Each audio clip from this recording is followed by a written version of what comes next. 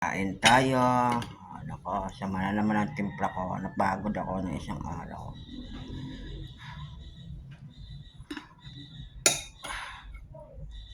Ito atay, bistik na atay. Pag namimiss ko isang ulam, binibili ko talaga. Kinakain ko. Napapasensya na kasi sa boses ko. Kung natrangkasoy na naman ako. Napagod ako sa paglilinis.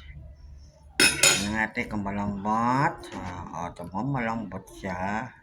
Ang masyadong ipagkaprito ang atay para hindi manigas. So, atin ito ang lambot. In Jesus' name. Salamat po sa pagkain. Bigyan po nakalakas sa akin maghambol. Salamat po sa blessing sa araw-araw at sa lakas ng binibigyan po. Thank you po. Amen.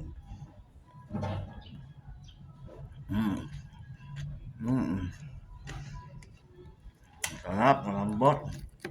Gano'n lang pag-stick ka. Kung masyadong pagkaprito.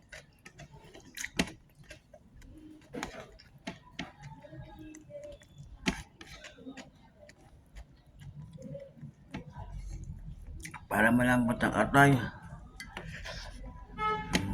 Kape.